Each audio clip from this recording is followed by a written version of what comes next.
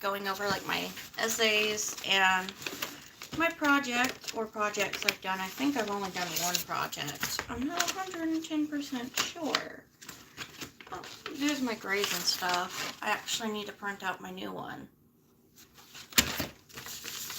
But anyways, this was my grade report.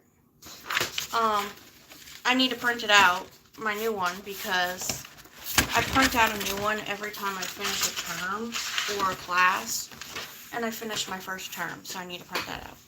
Anyways, so this is one of my papers I wrote. This one I think was, let's see. This one was 4 pages long.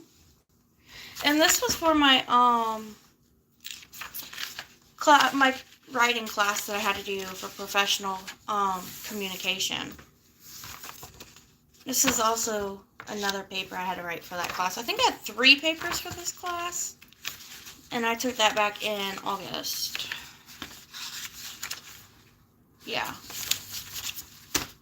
Of course, I stapled them so I know which one's which. Oh, my case study. That was for the class that I think I live streamed that I was freaking out over that class. I think I live streamed that actually, where I was like freaking out that I wasn't going to pass. Because I had no idea what to do. This is also from the case study class. This was actually my award-winning paper that I got an award for from the evaluation board, and I believe the dean of the college, because they went over my work. And this one was 6 pages? Yeah. This was my 6-page paper that won me an award last term. I don't know how I managed to write that good and impress the entire evaluation board, but I did. Okay, so, I think this one was one of my very first classes. Yeah. This one was, about conflict and how to solve workplace conflict and the steps to solve it without it ending in some explosive event. This one was also... Oh, this one was from the case study class, too. And this one was 3 pages. And this was my giant...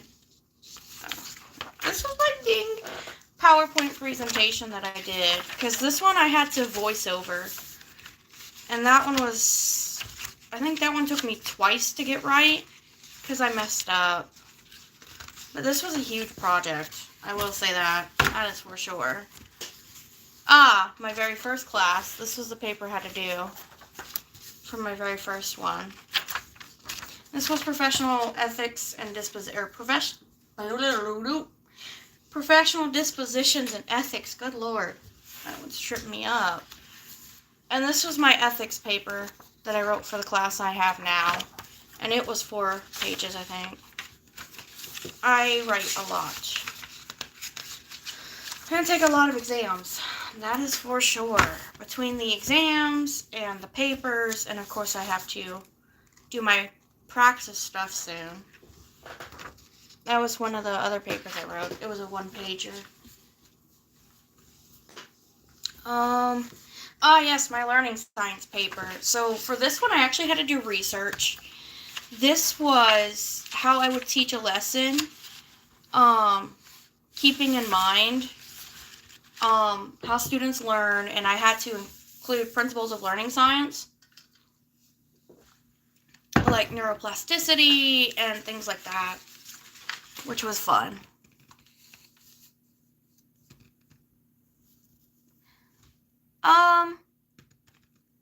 Not really. If it's your own bag, I mean, you're free to do whatever you want if it's your own bag. Anyways, this was my solution proposal essay that I wrote. I wrote that at the end of August. Which one? Oh no, my paper's bent. Oh no. What the heck? Ah, this one was for the professional educator class. And this one was 3 pages. Well, I am going to be a teacher, so I kind of have to be chill, because, like, I actually have a simulation classroom teaching session soon, and I had to teach like a kind of like a digital lesson yesterday. So I kind of have to be chill because like kids are crazy, and if you want to be a teacher, you kind of got to be chill because you're like, okay, they're kids, they're gonna do silly things. But anyways, as I was saying, this was my other paper. Is this one 2 or 3 pages? This one I had to do like almost like a graphic organizer case study for my class. This was another case study type thing. Oh, okay, it was stuck. And this one was the multi-tiered systems of support that I was writing on how I would apply these tiers of support to help students. And of course I had to do my editing and revising text. So everything that's highlighted, so this was the original text. And then everything on the next page was what I had to explain and why I changed it. So there is a lot of papers that I have written. And I wrote like 2 more. Oh Lord.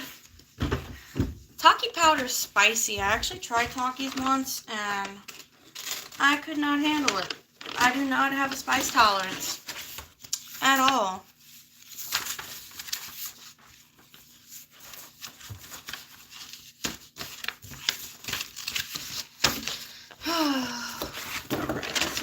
That up. I do want to show you guys my lesson plan I did for my lesson yesterday. Oh my gosh, go get some milk or water or something. Bread also helps. Bread absorbs the spice. It's capsaicin. Capsaicin is actually not just a spice. It's also used in Icy Hot if you didn't know. Capsaicin has multiple uses. And capsaicin, spice is actually more of a pain sensation than a taste sensation. I actually did not know that until I did some research. But yeah. Anyway, so let me show you my lesson plan I did. I don't think I printed it. But this is what an actual lesson plan looks like that a teacher writes. So this one was 3 pages long. Mine, I think mine was 3.5. But this was the example that they gave us. But once I pass my class, I will show you guys my actual lesson template. But anyways, that's what I wanted to show you guys for this video. I will be doing another one, so the next one will just be kind of like a chill and chat where we just kind of hang out.